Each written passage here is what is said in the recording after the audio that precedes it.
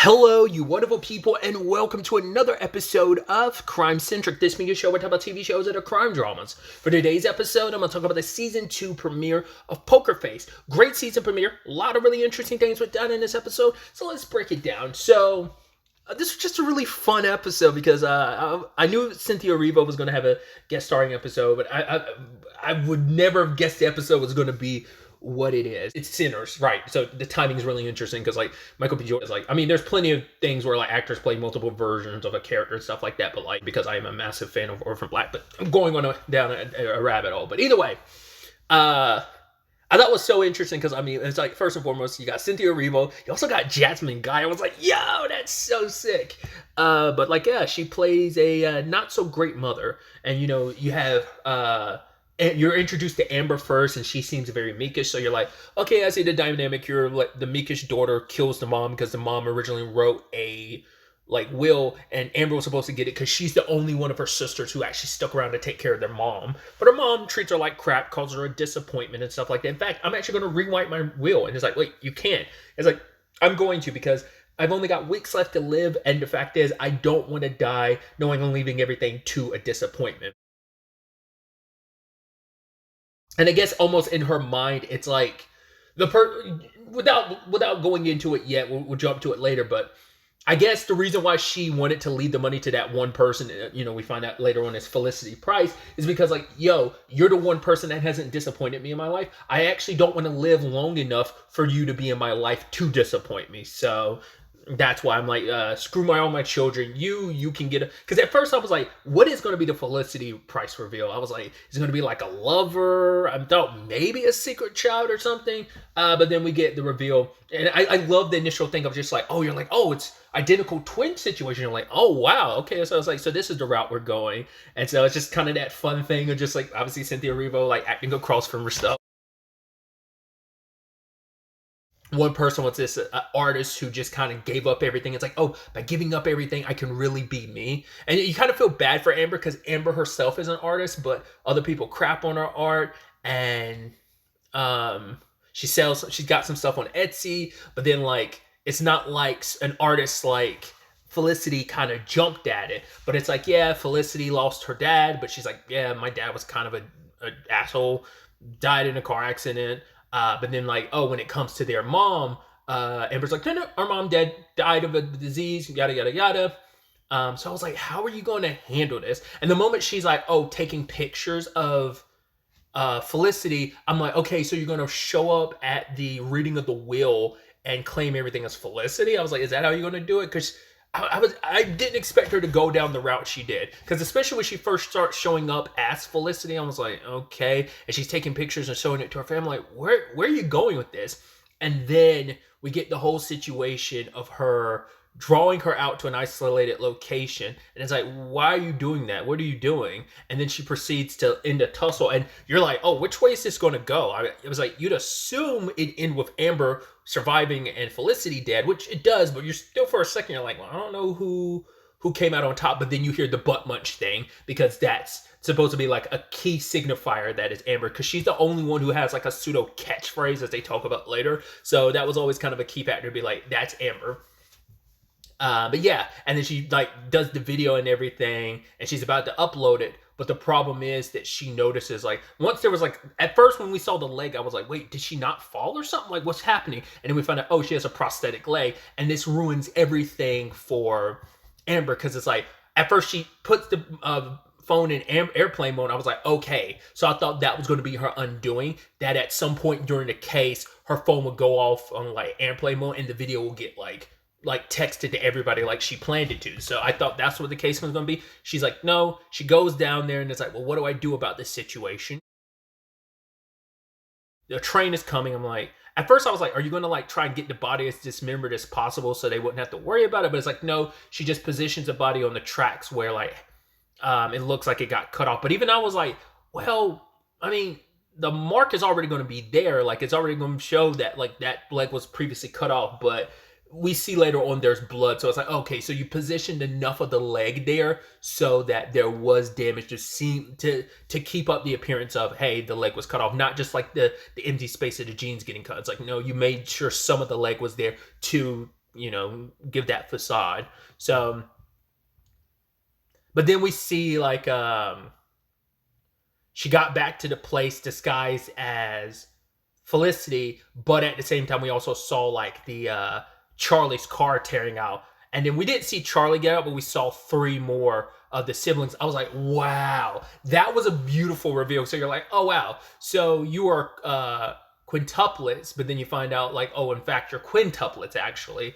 So I thought that was such a beautiful twist, because I thought that was like a nice like added bonus, because you're like, okay, you think it's a twin thing, and then you're like, oh no, actually it's a quintuplets thing. Then it's a quintuplets thing. So I was like, oh, that was neat. So you're like, okay, so how is Charlie going to come into all of this? Because that was definitely Charlie's car. Well, we rewind and find out Charlie's been doing her thing, moseying, moving along. But Beatrix has been... Was it Beatrix? I'm already blanking on her name. They did say it in this episode too. Miss Hosp. I think it was Beatrix, but for now, Miss Hosp sent her goons, and every time Charlie like relocated somewhere, they popped up on her. I mean, to be fair, Cliff like caught up to her a couple times, but it's interesting considering like Charlie like was able to stay off the radar because as long as she didn't use her credit card and stuff like that, or didn't get too much public notice, like going viral in episode 4, like they weren't able to track her down. So like that's why it was very sporadic with Cliff catching up to her. But it's like we have no idea how much space like happened, because basically they caught up with her 4 times in this episode. So it's unclear like how much time is spaced in between some of those times they were catching up. But also they're pretty terrible because like they miss a lot. It's like, man, you're doing it super publicly, like you're shooting up places, but I guess it's like just like Charlie's on the run, you're on the run. I'm like, I would think that'd be an issue, but I guess not. Because it's not different goons, it's the exact same goons, because that way you keep out the consistency of knowing, oh, when you see their faces, it's those guys. That way you don't have to worry about like, are these people working for Miss Hosp or not? But either way, Charlie ended up meeting one of the siblings while she was like working on an orchard. And that was Dee Dee, Delia. And they brought it up earlier, the whole like, what was it? Kid Cop Nights. And basically all the quintuplets, or the quintuplets initially, like they did like the whole Ashley and Mary Kate situation in Full House, where like they all play the same role. I know Dylan and Cole did it, but the Sprouse twins, I think they only did it. Did they only do it for Big Daddy? I swear there was something else they did it for too, but I don't remember. It actually kind of got me thinking too. I'm like, I was like, I think I've only met one pair of twins in my entire life that I can think of off the top of my head. I might have met some like I don't remember. I definitely went to high school with a pair of twins.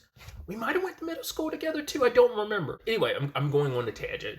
So Charlie and Dee Dee hit it off, because Dee Dee kind of talks about like, yo, my family kind of sucked. Brought up their sibling Amber, who they call Hamber, because basically she would like ham up the scene when she was terrible amongst the actors. So, but yeah, it's kind of traditional like stage mom thing where she robbed her children blind. She ended up getting all the money and her children got none of it. So you kind of feel like Amber is deserved that money. Obviously she went about it in the most crappy way, but still, like, they all deserved the money because it was their money, and their mom basically took all of that. And kind of, it's so interesting that all those siblings who she robbed them of the money, she was planning on giving it to a child she had nothing to do with. And well, nothing to do with in the regards of like, I didn't raise you, essentially. And because you weren't part of the group that made the money from the show. So I thought that was so fascinating, because like all the royalties still managed to go to her, because none of them got any of the royalties. You're like, oh man, that sucks. Especially because it seems like that show ran for a very, very long time. And it's like, why is it also like the lawyer Paul was like, oh yeah, it's super popular in Indonesia, so that's why like the residuals kick up even more because of that. It's like, oh man, that's a gut punch. I mean, we know at least it got to season 9 because they talked about like season 9. They even said it kind of had almost like a like. It's funny because they were like, oh yeah, there was a coma season or whatever. Because like, wasn't there a coma season? And I think that's just supposed to be probably the joke because there's like specifically in soap operas, there's probably like the coma seasons for characters and stuff like that. But I know like I believe there was a coma season of Sopranos. There was technically 3 coma seasons of Archer because there were 3 seasons of Archer that took place while Archer, spoilers, was in a coma. So yeah, just it's a trope and a stereotype. I just thought that was interesting. Dee Dee's perspective on it is she wants to get some of the money from her mom's will because she's like her and the rest of her siblings believe like right Amber was going to be the one to get it, so hopefully if we go to Amber maybe Amber will split some of that money with us because Dee Dee wants to buy the orchard she works at and that kind of way be her own boss and kind of make the money she wants. That's kind of like her current dream. And she asked Charlie what hers was, and it's interesting because Charlie probably it's like I'm living day to day, so and it's like really I'm not really can't really take time to like get caught up in and be a dreamer. It's just like kind of not the cards for her. So,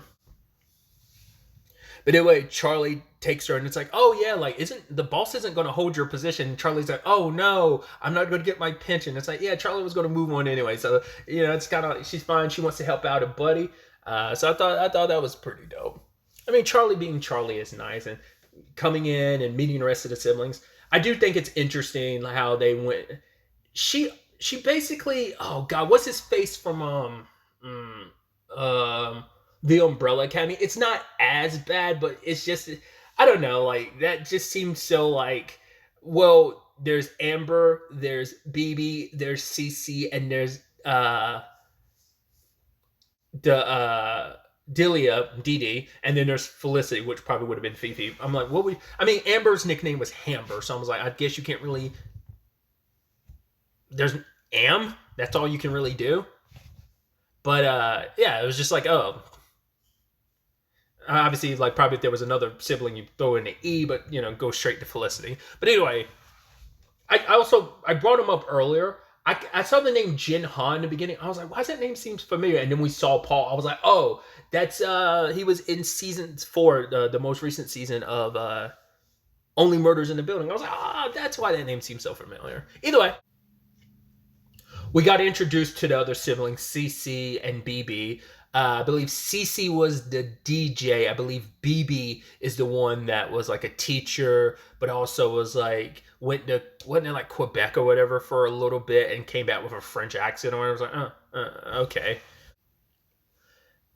Then they find out about Amber. They come back because of the whole Felicity of it all situation. And now it's like, well, they can't really contest it because their mom was in a cognitive state of mind at the time. And so Felicity has no plans on sharing any of the money with them. Sadly, Felicity and the others don't know they have a human lie detector there. So some of the stuff Felicity's saying is like true, but some of the other stuff, it's like, and Charlie points it out, like, why is it every time you're talking about your part and everything, it's a lie, but every time you talk about everything unrelated to you, it's the truth, And so they can contest the will, but it would basically get caught up in escrow for so long, so they would hold up the money, no one would end up getting it. So it's like, cool, I brought these contracts. Basically, you sign these, leaving me alone about the money, you'll get 150 grand each. CC and BB are like all about like, fine, we have to do this because it's just there's no other way. But Dee Dee's like, no, this money is owed to us. I'm not going to have it robbed from us a second time. So,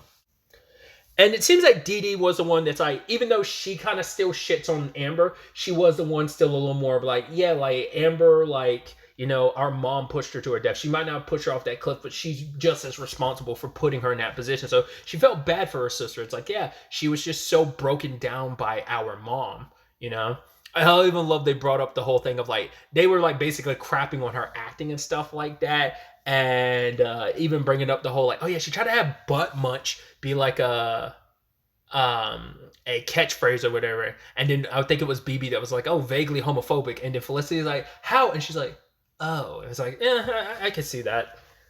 So what does Amber disguise as Felicity do? She disguises herself as Delia to sign the contract, but then gets caught by Charlie, and then ends up finding out about Charlie's gift. I think this is the first time we've ever. Like, I mean, she doesn't have to be in the same room with you. We could see that she could do it over like video and stuff like that. Was kind of the whole point. I didn't know it was to the point she could just turn around and not even look at you. Because once again, it's not like she's reading your lips or reading facial expressions. It's just a thing she knows. It's like, yeah, I'm turned around, and it's like, you're lying, and you're telling the truth. You know, you're like, interesting.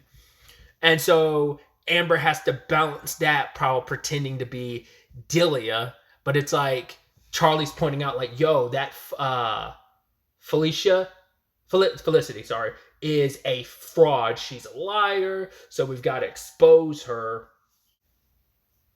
I even love when they're talking to Paul later and they have that whole thing of like the way like Charlie figures it out. She's like, wait a minute. What if Felicity isn't actually Felicity? What if it's another one of the siblings pretending to be her? What if we're dealing with like a sixth one? It's like, what's that called? And he was like, a sextuplet. She's like, yes, exactly, a sextuplet. He's like, no, sextuplet. She's like, yes, sextuplet, because there's six of them, so it's six. And he's like, no, sextuplet, sex. And she's like, I get it, dude. I'm just fucking with you. Sextuplet. We're talking.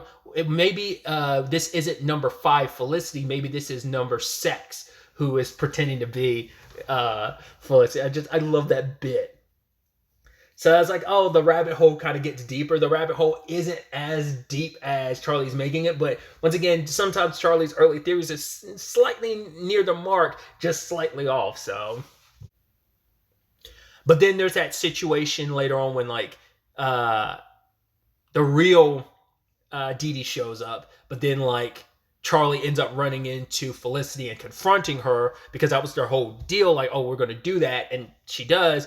And she catches up in her lies and stuff, but she says just enough and she words things just the right way because it's like, because that's always been the question too. Like, can Charlie tell the difference between what a truth is, a personal truth, factual truth?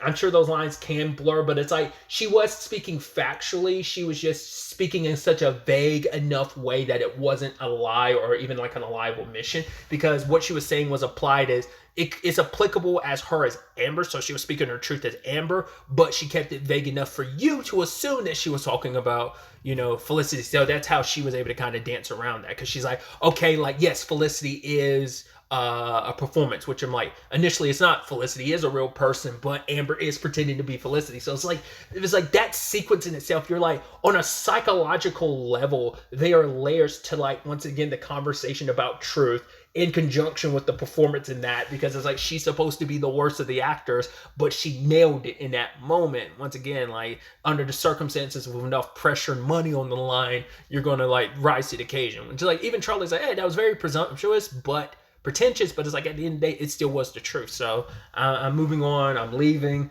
Could you at least cut Dee Dee into some? All right, I'm bouncing. But then like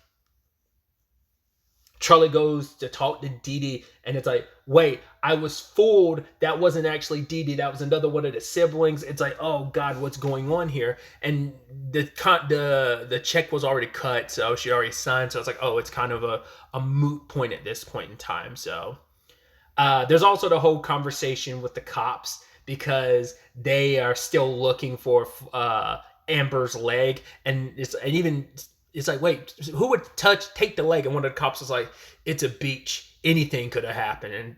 And even Charlie was like, oh, this is fucked. And it's like, yeah, like it could have been like a hobo or person this or that taking a foot. And it's like Charlie there was like a pamphlet or whatever from Felicity's work. And it's not until that moment that Charlie realized like everything about her art was revolving around foot. I guess that was her way of dealing with like whatever trauma. I don't know if they specified like the car accident is how she lost her leg, but it's like, right, she had this drawing of Kevin Bacon. He was in Footloose. There was something else that was foot related. There was a sandwich is typically like a foot long, and then there was a ruler 12 inches, which is a foot long. So you know it's all around feet. And then sees her portrait where she shows off her leg. It's, you know, to make it all symbolic. And yes, she has a prosthetic leg. And this is when Charlie goes full Columbo and pieces everything together in front of everybody, being like, nope, Amber didn't die. Felicity did. This is Amber in front of us. It's like, how are you going to prove it? With your leg. And she decides to do it.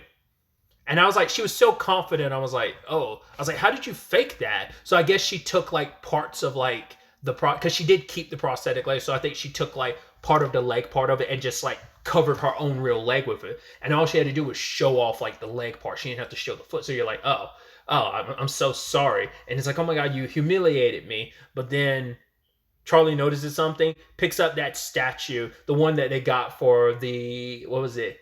Intergenerational kiss was the award they got it. And they got it 5 times in a row, interestingly enough. But yeah, drops it on her foot and it stabs her in the foot and she's just staying so calm about it. And then all of a sudden blood like spurts up and it's like, yep, Amber's been caught. I love the cops show up and like, hey, that we ran the prints. That wasn't actually Amber. That was like, no, that was Felicity. We know. Oh, who was it? One of you? It's like, oh no, it was her that did it. And then like, what was it? Cece that was like, hey, do we? Which once again, I always have to point this out. It's funny because like obviously that's my mom's initials, but also like just her nickname. It's just Cece. So it's just funny. It's like, oh, do we have different prints? It's like, well, yes, you're twins, not clones. Which I was like, I know DNA wise they'd be similar, but I would assume like because fingerprints are like snowflakes, they're all unique. So I guess I never really. I think I assumed that you wouldn't have the same fingerprints, but yeah. So that whole situation was resolved. It is kind of sad that it ended up in this way, that Amber had to go down this route. But at the end of the day, it is sad for Dee Dee because it's like, oh man, like there's a sister I will never get to know. I never really got to know her. And it's like, that's kind of sad that Amber robbed you of that. Like, you would have been the most likely to try to reach out to your sister. I mean, Amber had a conversation with her, but it's still kind of like she was too busy, like, with her machinations to get what she wanted. At the end of the day, it's their mom's fault. Doesn't take away the fact is Amber's still responsible for her actions, but their mom put them in this situation, pitted you guys against each other. And it's like, if she hadn't robbed you of what was yours rightfully from the beginning, and just wasn't kind of a mean person.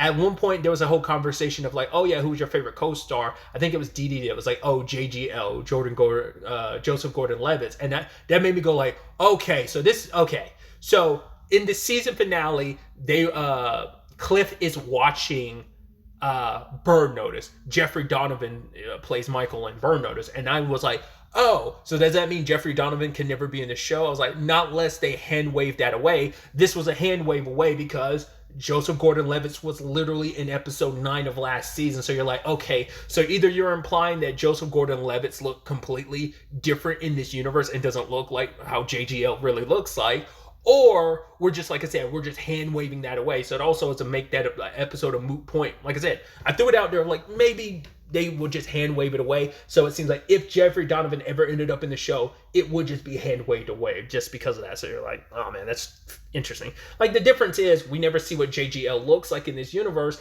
versus, once again, we literally saw Jeffrey Donovan on TV as Michael Weston from Burn Notice. So yeah. But yeah, I just kind of went on a massive tangent there. I do apologize. But yeah, at the end of the day, the money's going to get split between the siblings.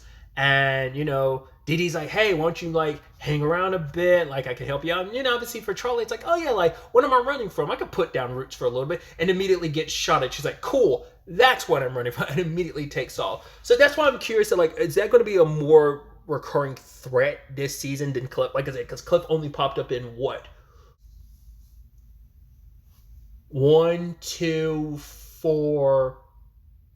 9 and 10, so 5. So I'm curious, like, will we see like these gangsters pop up more? And maybe we'll see Rhea Perlman show up in like the season finale, very much like Ron Perlman did in the season finale of season 1. So I don't know. I'm curious to see how that plays out, where the next episode takes us. Obviously, the season has been going for a while. It's up to episode 5 now at the time we're recording this. So still got 4 more episodes to catch up on. But I'm very excited to see what guest stars and what cases and situations Charlie finds herself in next. But yeah, really, that's all I wanted to talk about. Till the next time we meet, be happy, be safe, live life to the fullest, and enjoy it. Good day and goodbye.